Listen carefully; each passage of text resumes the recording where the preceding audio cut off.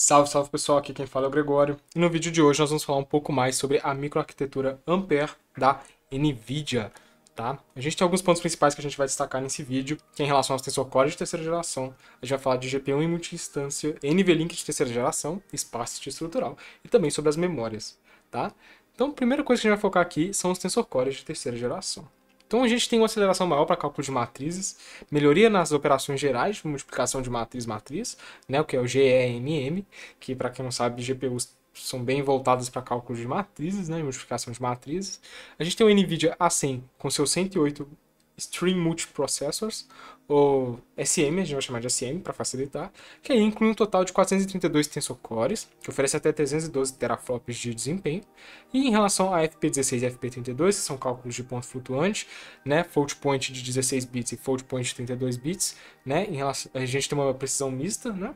Para quem não sabe, float point de 16 bits geralmente é usado para redes neurais, enquanto float point de 32 bits a gente usa muito em jogos, tá? O que equivale aí a 2,5 vezes a precisão mista de Tensor Core da GPU Tesla V100. Então a gente tem aí um ganho de 250%, que é bem razoável, né? Então, em relação à GPU em multi-instâncias, né, o MIG, o novo recurso de GPU ele pode particionar cada ampere, cada chip ampere a 100 em até 7 instâncias de GPU para otimizar a utilização, expandindo efetivamente o acesso a todos os usuários e aplicativos. Isso é bem interessante. Então, os SMs de toda instância têm caminhos separados. Isso é muito legal. E isolados, tá? Então a gente tem 7 segmentos. Você pode usar a GPU completa ou ela tem 7. Você consegue fragmentar ela em 7 pedaços, tá? Cada um deles é independente aí e completo, né? Então a gente vai ter ali nele memória, cache L2, controlador de memória, DRAM e tudo independente. Isso é muito bacana. Isso permite que várias instâncias de GPU sejam executadas em paralelo em uma única GPU. Isso é compatível com Linux e Docker, por exemplo, o que é melhor ainda. Aqui a gente tem uma visão geral de como é que vai funcionar isso. Aqui a gente tem a instância da GPU 0, a instância da GPU 1 e a instância da GPU 2. Então aqui a gente tem 3 GPUs separadas, tá? Aí dentro delas vocês estão vendo que tem 7 slices, né? 7 fatias.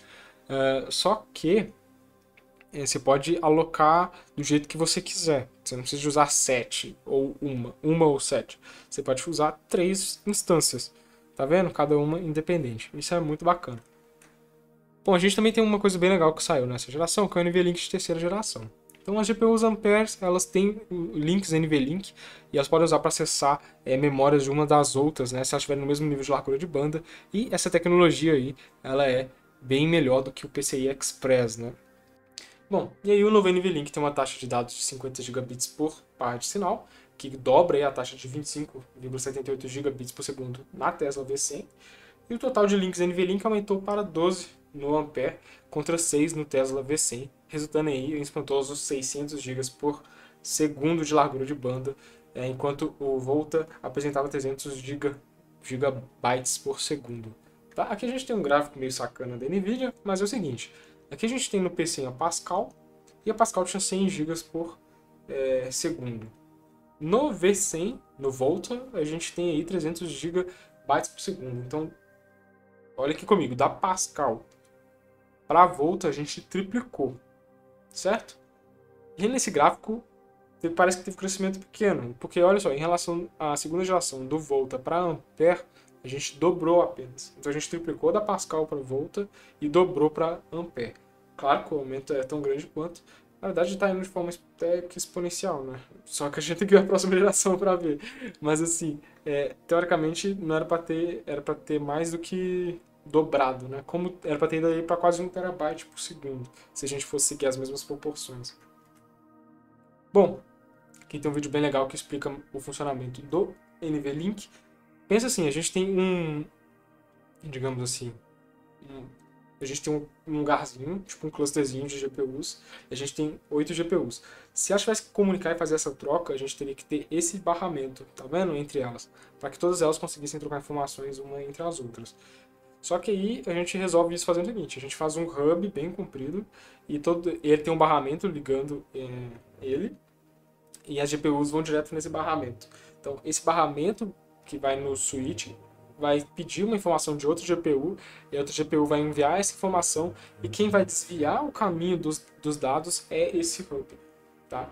É isso que acontece. Então, é tipo um switch de rede mesmo. Então a GPU manda ou requisita um pacote e o NVLink faz, o NVSwitch faz questão de resolver isso aí para a placa. Tá? Outra coisa legal que a gente tem é o espaço estrutural. Então as novas instruções de espaço MMA do Ampere ignoram entradas com valor nulo, né, de zero, resultando aí uma duplicação da capacidade de computação do Tensor Core. Isso aqui é bem legal, porque isso aqui é feito a nível de hardware. Você imagina, você pensa nessa matriz verdezinha que está aí e pensa nas entradas brancas. As entradas brancas são valores zero, tá?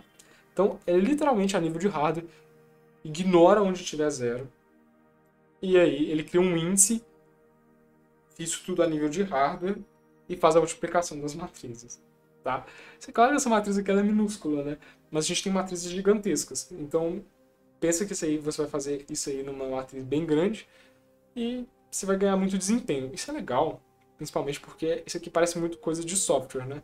Mas é como um professor de arquitetura meu disse que hardware é nada mais do que software petrificado. Então é basicamente assim, você está fazendo algo a nível de o que seria tipo a nível de software, você está implementando a nível de hardware, a nível de silício. Então você consegue fazer umas coisas bem interessantes, né? Você poderia criar esses índices virtualmente a nível de software, né? Mas aqui isso aqui é feito pela própria GPU, tá? Sobre a memória também é bem legal, porque para alimentar essa capacidade computacional aí do A100, né, do chip, ele suporta 40 GB de alta velocidade e ele usa memórias que a gente chama de HBM2, que é de High Bandwidth Memory, né, com largura de banda aí de quase 1,5 TB de bytes, né, e um aumento de 73% em comparação com a Tesla V100. E além disso, a GPU A100 tem mais memória do chip, incluindo um cache de 40 MB L2, que é quase 7 vezes maior do que da Volta. E a gente também tem outras implementações, como barreiras assíncronas, mas não vem ao caso. Eu acho que o mais importante é a gente destacar essas 4 tecnologias, né, que fazem toda a diferença e encarecem bastante o custo da placa de vídeo da NVIDIA.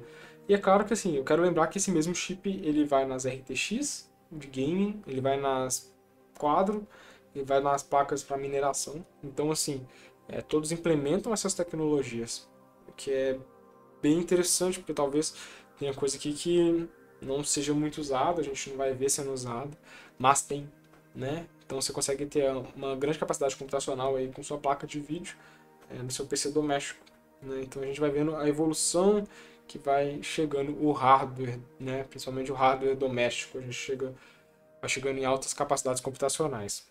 Bom, eu vou ficando por aqui. Nos vemos no próximo vídeo. E até lá.